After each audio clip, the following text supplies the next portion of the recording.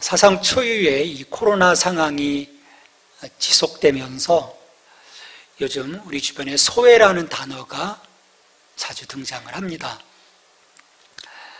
이 언택트 시대에 경제적으로, 사회적으로 소외된 그 계층들이 점점 많아지고 있기 때문이죠. 이 소외의 사전적 의미를 보면 소외란 어떤 무리에서 기피하여 따돌리거나 멀리함이라고 했어요. 또 다른 의미를 보면 인간이 자기 본질을 상실하여 비인간적 상태에 놓이는 일이라고 그 의미를 설명을 합니다. 성경은 인간이 자기의 그 본질을 상실하여 하나님이 원래 창조하신 그 본래의 본질을 상실해서 비인간적 상태에 놓이게 된 인간의 소외에 대해서 말씀을 하고 있습니다. 이것은요, 경제적인 소외나 사회적인 소외와는 다른 훨씬 더 철저한 소외입니다. 근데 문제는 이 소외가 어떤 타자에 의한 것이 아니라 인간 스스로 자초한 일이라는 거예요. 이 일로 인해서 본래 아름답게 창조되어 하나님과 교제할 수 있었던 그 인간은 하나님으로부터 철저하게 소외되게 되죠. 그뿐만 아닙니다. 우리가 창세기 3장에서도 보듯이 또 그 이후에 펼쳐지는 그 많은 그 사건들 속에서 보듯이 같은 피조물 사이에서도 소외가 일어나요. 여러분, 인간 관계를 붕괴시키는 것보다 사람을 더 비인간화하는 것은 없습니다. 사람을 너무 힘들게 하죠. 피폐하게 합니다. 얼마나 힘들면 스스로 목숨까지 끊겠습니까? 관계의 소외로 인해서 사람들은 세상에서 이방인이 되고 점점 설 자리를 잃어가는 거예요. 이 땅 가운데 60억 인구가 있지만 그 60억 인구 가운데 많은 사람들이 그 소외의 자리에 있는 것이죠. 이 이중의 소외를 화목으로 바꾸는 것은요, 우리 인간으로부터 이루어질 수 있는 성질의 것이 아닙니다.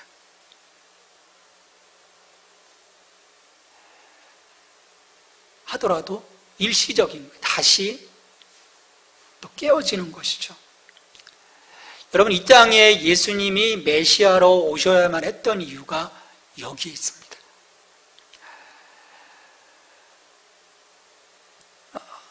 오늘 말씀을 보면 그리스도가 오시기 전에 세상은 가공할 만한 상실 상태에 있었던 것을 보여주고 있어요. 하나는 종족 간의 소외입니다. 우리 11절 말씀을 보시면 그러므로 생각하라 너희는 그때 육체로는 이방인이요 손으로 육체에 행한 할례를 받은 무리라 칭하는 자들로부터 할례를 받지 않은 무리라 칭함을 받는 자들이라 말씀을 했습니다. 여기에 보면 너희는 그때 육체로는 이방인이었다, 또 할례를 받지 않은 무리라 칭함을 받는 자들이다, 이런 표현을 쓰고 있어요. 유대인들은 하나님과의 언약을 통해 할례를 받았습니다. 언약의 표지인 거예요.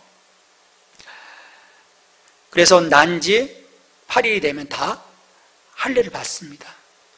근데 반면에 이방인들은 할례를 받지 못했어요. 이것이 유대인과 이방인을 가르는 장벽이 되어서는 안 되는 것인데 어느 순간 장벽이 되는 거예요. 하나님께서는 이방인들과 하등의 관계를 하지 않도록 유대민족을 부르신 것이 아닙니다.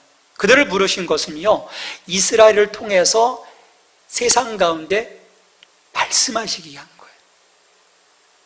통로인 것이죠. 우리 창세기 12장을 보면 복의 통로인 거예요. 그렇지만 그들은 하나님의 목적을 오해했습니다. 우리가 신앙생활 하면서요, 또 우리가 말씀을 보면서 종종 겪는 엄청난 실수인 거죠. 목적을 자꾸 오해해요. 유대인들은 할례와 무할례로 이방인들을 구별하고 차별을 합니다. 그 차이점을 하나의 장벽으로 쌓아버려요. 그것을 통해서 자신을 높이고 이방인들을 멸시합니다. 하나님께 나아갈 수 있는 길을 원천적으로 차단해버리죠. 자기들만 나갈 수 있는 거예요. 하지만 우리는 하나님이 아브라함을 부르시면서 그의 후손을 통해 땅의 모든 족속을 축복하겠다고 약속하신 것을 우리는 성경을 통해서 알고 있습니다. 그들로 하여금 복의 통로가 되도록 부르신 거예요. 근데 비극은 이스라엘이 그런 자신의 소명을 잊어버리고 자신의 특권을 편애로 왜곡시켰다는 데 있어요. 나아가 이방인들을 개들이라고 마음속 깊이 멸시하고 심지어 혐오한 데 있습니다. 이 성경을 통해서 우리가 보게 돼요. 신약의 그 유대인들, 특별히 그 종교 지도자들이 이 사마리아 땅을 향한 이들의 어떤 그 혐오감은, 적대감은 굉장한 거죠. 자, 유대인들이 이처럼 우월의식에 사로잡혀 있었던 것처럼 헬라인들은 어떻습니까? 헬라 이외의 그 사람들은 다 야만인인 거예요. 야만인. 야만인으로 취급을 하였습니다.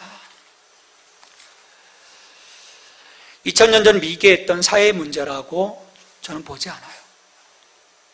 문명화되고 인권이 사회의 핫 이슈로 자리 잡고 있는 오늘에도 실은 이런 일들이 비일비재합니다. 그럼 왜 그럴까요?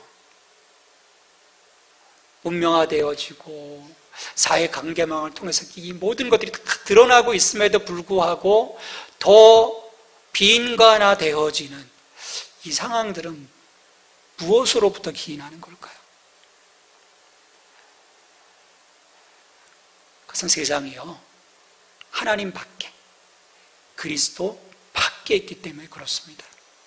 그래서 끊임없이 소외시키고 소외당하고 나는 거예요. 여전히 사람들은요, 분열의 담을 쌓고 있습니다. 인종, 피부색, 계급, 부족, 계층의 장벽을 세웁니다. 코로나19의 위협 앞에서도 세상은 하나 되기보다는 점점 분열되고 있어요. 이 땅에 난무하는 분열성은요, 그리스도 없는 모든 공동체의 지속적인 특성입니다. 그로 인해 끊임없이 소외되는 일들이 발생을 하죠. 근데 문제는 이 교회 공동체 안에도 이런 분열의 위험성을 늘 안고 있다는 거예요. 그것은요, 무엇보다도 사탄이 분열을 책동하는 존재이기 때문입니다. 이 그리스도의 몸된 이 교회가 세워지는 것을요, 즐거워할 수가 없는 거예요. 끊임없이 분열이죠. 근데 이것보다 더 큰 문제가 있어요.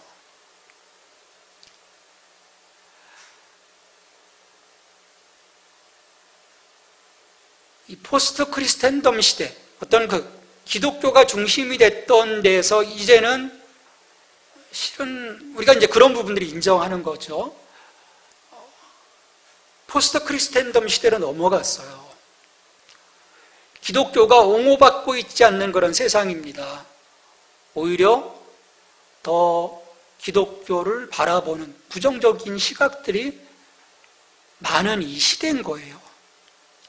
이 시대에 교회가, 그리고 우리 그리스도인들이 스스로 이 세상으로부터 소외되고 있는 것처럼 보이는 데 있다는 거예요. 더 심하게 괴토화되고 있다는 데 문제가 있는 것입니다. 마치 소명을 잃어버린 유대인들처럼 우리가 행동하고 있는 것은 아닌지. 인간이 자기 본질을 상실하고 비인간화하는 것처럼 이 신앙의 본질을 상실하여 비신앙하는 거예요. 심각한 영적 소외인 것입니다. 여러분, 그리스도가 오기 전 세상은요, 영적 소외 가운데 있었어요. 이건 유대인도 마찬가지였었고 이방인도 마찬가지예요. 그런 그 영적인 자산들을 자기들이 갖고 있다고 하지만 엉터리인 거예요. 하나님 안에 있지 못했어요. 하나님 밖에 있었습니다.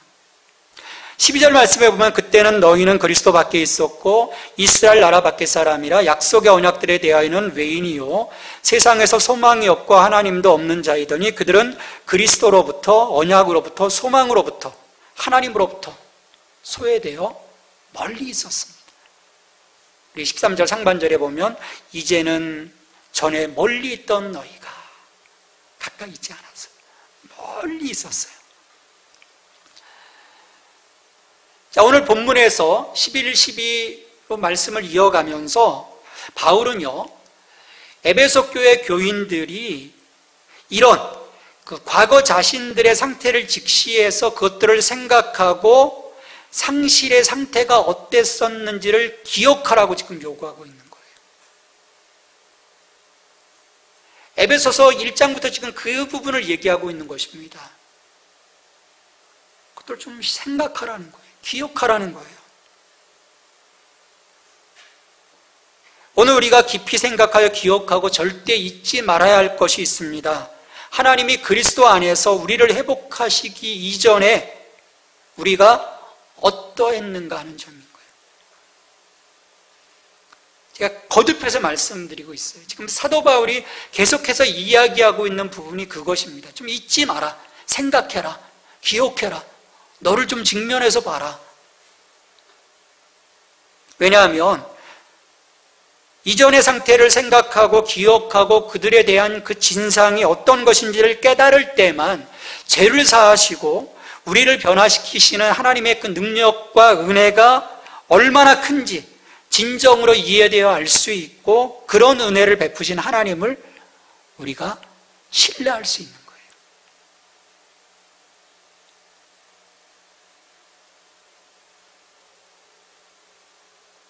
좀 우리가 어떤 그 삶의 평안함을 주시는 그 작은 어떤 편안을 주시는 어떤 그 작은 물질적 축복을 주시는 그런 하나님이 아니시라는 거예요.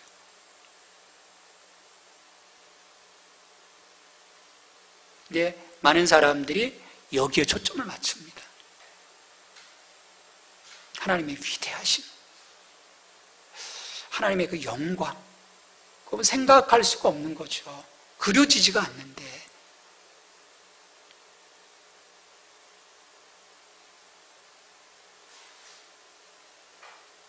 여러분, 이런 것은요, 하나님을요, 잡신 취급하는 것입니다.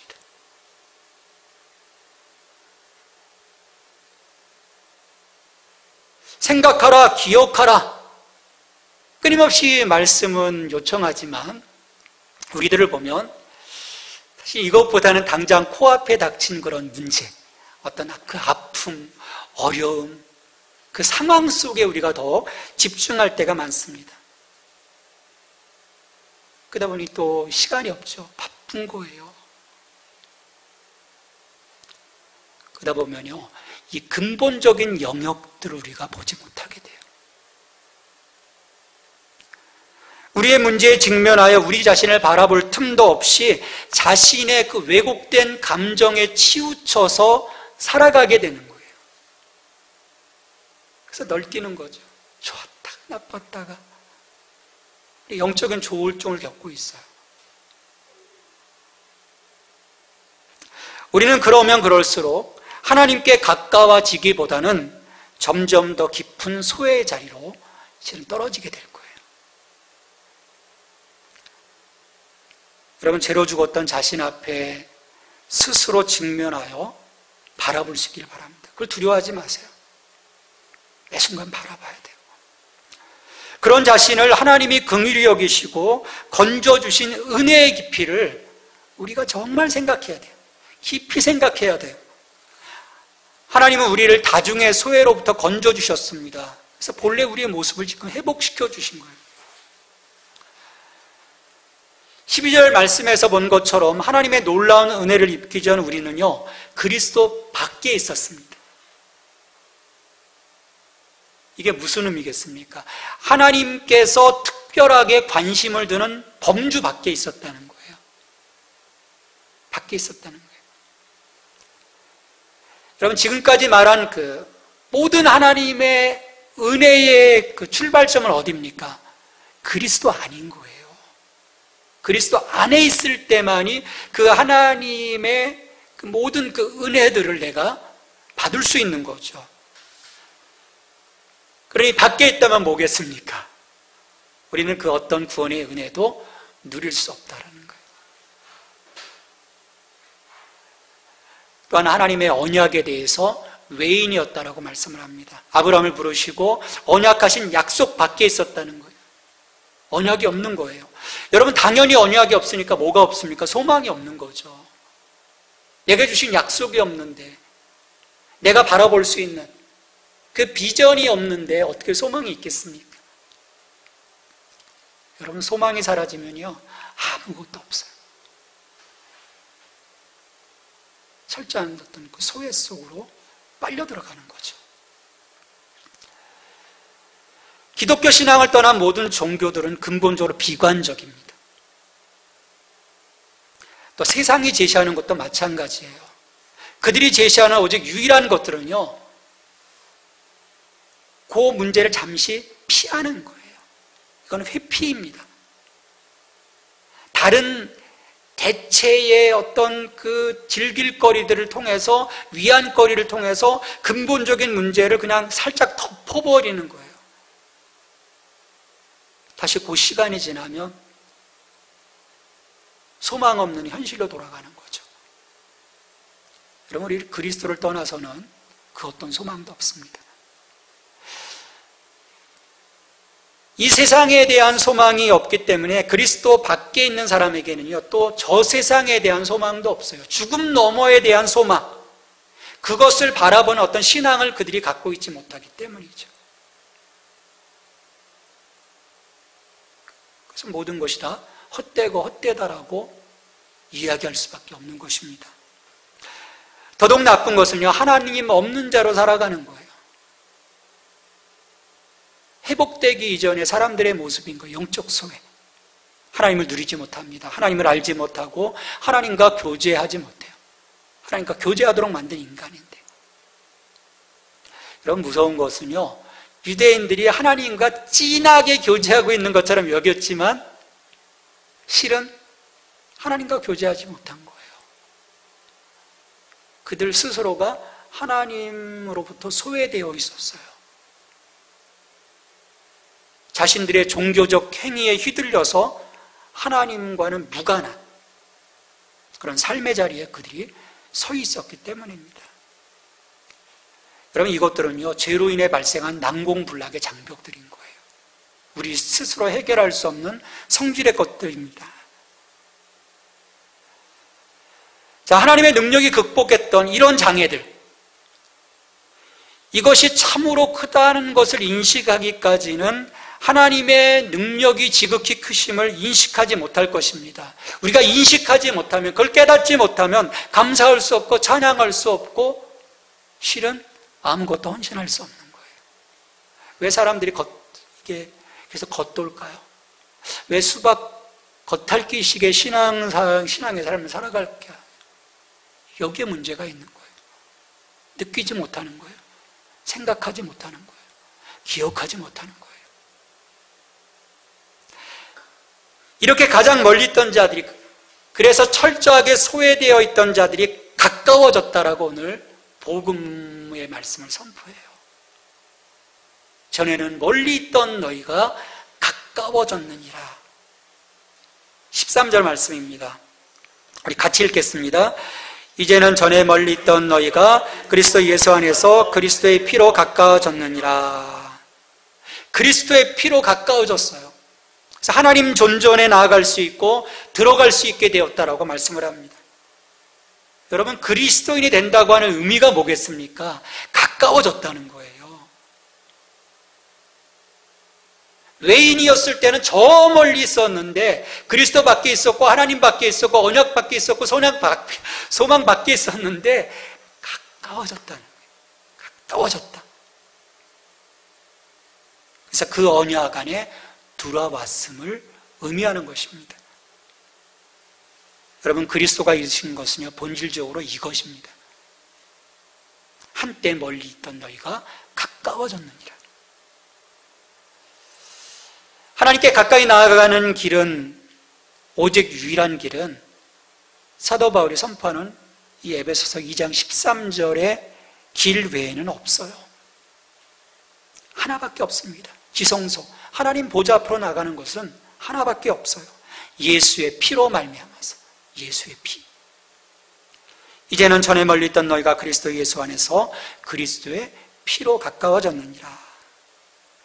여러분, 우리가 하나님께 가까이 하는 것은요, 예수 그리스도 안에 있는 새 언약의 모든 복락들을 체험하는 것입니다. 나의 것으로 삼는 거예요. 이미 에베소서 1장 3절에서 약속하신 것입니다. 찬송하리로다 하나님 곧 우리 주 예수 그리스도의 아버지께서 그리스도 안에서 하늘에 속한 모든 신령한 복을 우리에게 주시되. 그리스도의 화목하게 하시는 이 십자가로 인해 우리를 소외의 자리로 몰고 갈 세력은요, 힘을 잃었습니다. 더 이상 우리를 소외의 자리로 몰고 갈 수 없어요. 우리는 하나님 보좌 앞으로 나아갈 수 있는 자유로운 권리를 그리스도로 말미암아 회복받았어요. 아무도 그것을 막을 자가 없습니다. 하나님으로부터의 소외는 극복되었어요. 그리스도 안에서 우리는 복된 권리를 누려야 합니다. 여러분, 지금 이 권리를 누리고 있습니까? 매일 하나님과 동행하고 있습니까? 확신과 신뢰로 아버지 앞에 정말 기도하고 있습니까? 아니면 여전히 스스로 하나님으로부터 자신을 소외시키고 있지는 않습니까? 우리는요, 더 이상 바깥쪽에 남아있을 필요가 없어요. 가까워지게 하셨어요. 근데도 우리가 고집을 피우는 거예요. 자꾸 바깥에 있으려고 해요. 우리는 더 이상 소외된 자가 아닙니다. 다중의 이 소외를 그리스도 안에서 회복시켜 주셨어요. 밀접 접촉하게.